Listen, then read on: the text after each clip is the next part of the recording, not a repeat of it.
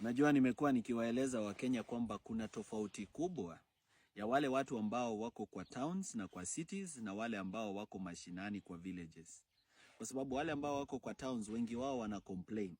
Wanasema serikali imeumiza biashara, serikali imeumiza ukulima, serikali imeumiza hii, serikali ya hakuna kazi, vijana wamesoma na hawana kazi. Lakini wale watu ambao wengi wao wako mashinani ni kama wale ambao wako Sirisia. Mliona wakati kesi ya Mheshimiwa Waluke ilianguka, watu kule Sirisia they broke into celebration. Ukiangalia Machakos, Wavinya Ndeti alitoka UK mahali alikuwa ameshtakiwa kwamba alikuwa amepeleka pesa kuweka kwenye account ambayo imeibiwa watu wa Machakos, na uliona vile alipokelewa kutoka kwa airport na a lot of mbwembwe na sherehe. You see people who have voted for Waiguru twice, even after NYS. You see people who voted for Gladys Bosholei, even after she left the judiciary. You can see people who voted for Pavel Oimeke in Bonchari after he had a corruption case in EPRA. You've seen people voted for Manduku in Nyaribari Masava after he had a corruption case in Kenya Ports Authority. So, Wakenya ambao wako mashinani kidogo ni kama wameshangaa. Sisi tuna complain nini? Why are we complaining? They don't even understand mbona tunafanya maandamano. And that is why I keep telling the people who are, especially on Twitter, on X, that yes, you can hold X spaces, but can you get to the ground? Can you go to Mashinani? Can you mobilize, organize, and go to the ground and actually do civic education? Lakini sasa wengi wao ambao wako pale, kazi yao ni kutukejeli sisi ambao tunajaribu kufanya something on the ground. And you know, there is a big difference between holding an X space and doing something on the ground. When you hold an X space, the only thing you need is your phone and internet. When you are in Nairobi, maybe filing cases against the government, the only thing probably you need is your mind, printing papers, and like 3,600 filing fees for your petition or 6,000 for your petition.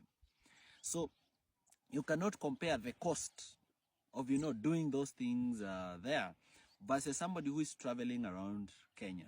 So you find people saying, Morarani Conman, he's raising resources. I want to tell all Kenyans that we must continue to fundraise and raise resources, because there is no way we are going to win this war without resources.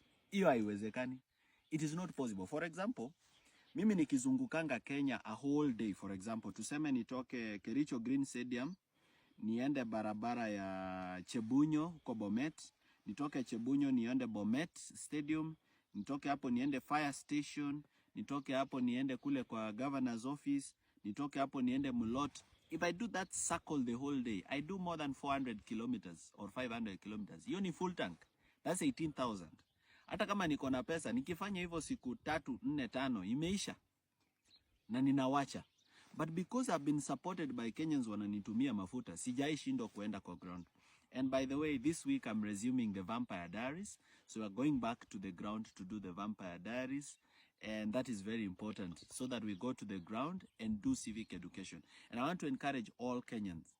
Mambo ya hao wenye wanasema conman, nini, don't listen to them. In developed countries, in America and other countries, candidates actually raise finances from the public. And when you raise finances from the public owns you. They own you. So for that reason, you cannot be bought.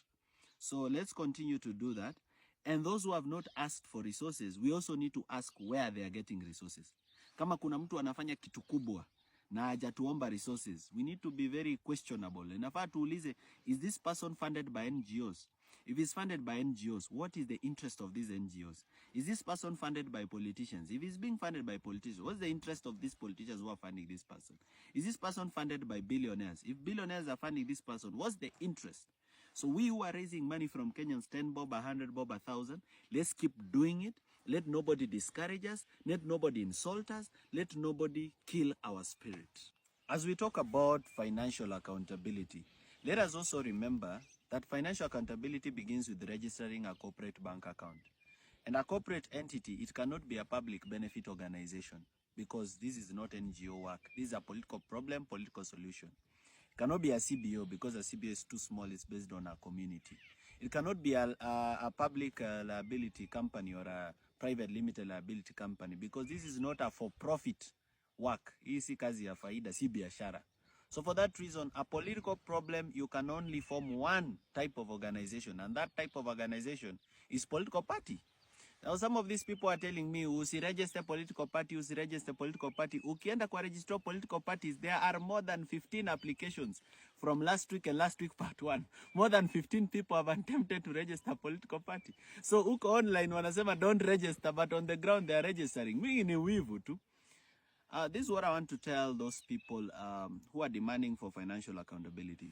We are coming together on that issue. Remember, we've been receiving this money on a personal ground, but now we formed a technical team and a financial mobilization technical team. If you want to access the book of accounts, you can always come to the office, because it's now that we are setting up those structures. You can come and have a look at them. But we are getting there, and we are building those structures, and structures take time to build, and they are getting there. But are we going to stop the work to build the structures? No. Let the work continue and the structures to follow. I promise to remain faithful and to remain accountable. Thank you, and God bless you, and enjoy your day.